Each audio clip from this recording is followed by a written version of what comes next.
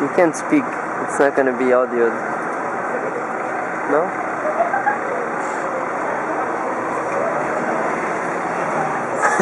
Oh my god. Yeah. You're the man. Have any ideas?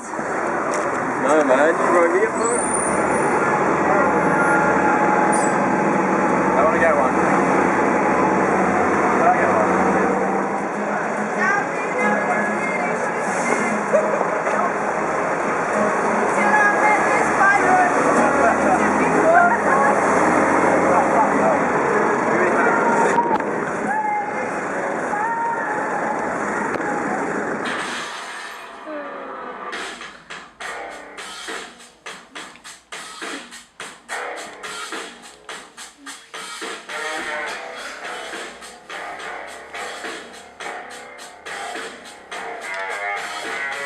There's nothing much. Like if you're in a crowd, you would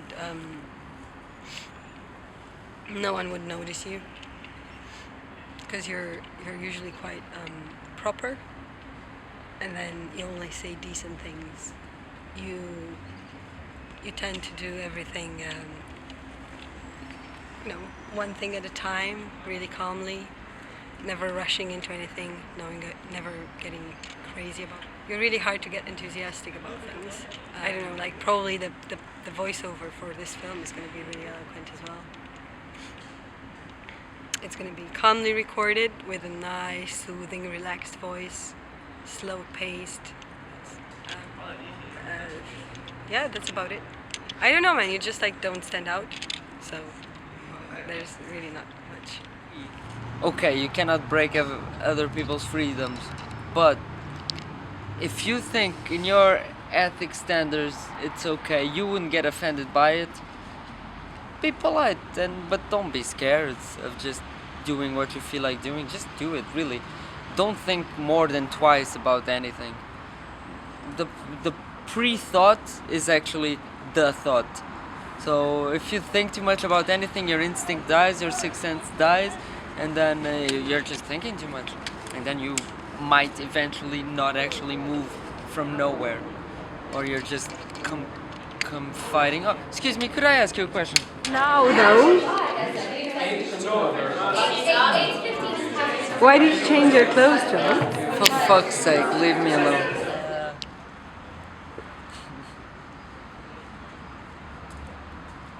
This is the project we've always been waiting for. The holographic universe is somehow alive in every action and dream we share. It has become impossible to run away from what makes me tic-tac along this ephemeral road. Justice, beauty, deformity, surrealism, surprise. What's hidden behind the newborn's eyes, the past, the present and future, the sorrow and the delight, embracing every breath like a martyr accepts death when facing the larger scheme of things. Beyond the ego, beyond flesh and daily sacrifice to society's made-up, tainted paradise. Take a dive with me in these lovely, absurd situations, floating like light on the revelations of tomorrow.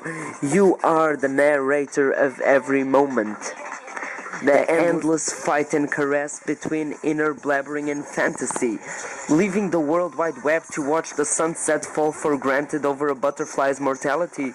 Thanks to nonsense cliches, we now grow as wholly on the back of my shape-shifting, misunderstood soul. Do I even know myself as I claim so? Huh? What do I think of you? Yeah, just what... I think that you just fun. You look like you're ready to have a good time and have a laugh. You don't look too serious. Thank you. Thank you.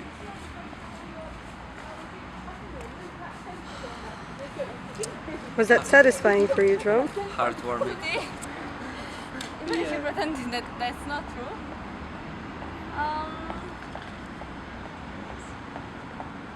Something deep, something psychic, something...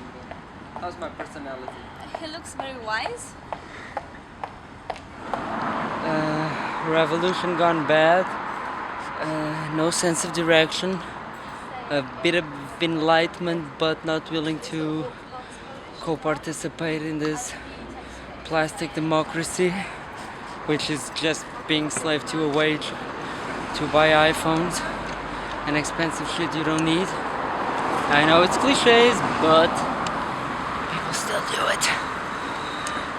And yeah, man, just looking for some fucking thrills.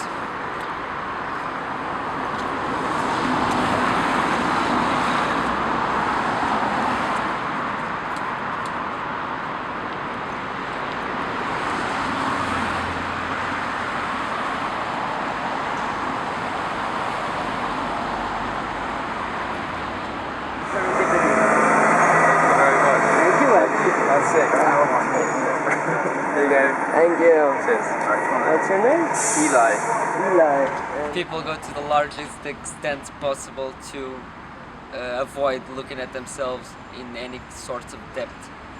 So, as a protection measure, people would prefer just to like dig in and hide the fears, hide the flaws. While others, this is not mandatory, of course. Others embrace it. Even a depressed person is actually a person going through change, a person that's facing these demons, and then society has the typicality of just flushing it all away and trying to normalize it through chemistry. And that's wrong. You have to actually find out why it's happening to you, what are the reasons, and where is it going exactly. If you try to nullify it, you don't learn anything. And learn is the key word about yourself and identity and personality. And interaction with strangers or people that you know is also key. Nothing, but nothing never means anything. Since the base of the galaxy played its endless conscious note, we stand on the edge of miscatching chance. From the river accidents flow, fly on. That's sick. Thanks so much. Really, really nice. Use it in the song, mate. Yeah. What do you, That's such a good idea. We could use it in song. Yeah. what do you play? Everyday life can be boring or everyday life can be exciting if you portray it as this kind of ethical puzzle or ethical, I don't know, object. You constantly have to be checking out who's thinking who, what's that. Whoa, no, just go with the flow. You have a pure heart, that's enough, and people will follow. If they get upset by any chance, that's their problem. Why the hell do you get upset out of something that is completely innocent? And if you don't take a joke, just stay out of my sight. That's a bit harsh, isn't it? I can be a bit harsh as well. So you're not that tolerant. Would you say that about yourself? I don't. I'm trying to learn to stop being. Basically, to accept criticism, and to understand criticism. Sometimes the first intention is again protectionism, and like I am right, they are wrong, and face to the camera verbaria, it comes out that bugger off, I'm king of my castle here, and that's not right. You have to pretty much understand other people's castle to understand your own. What do you think the feedback for this film is going to be?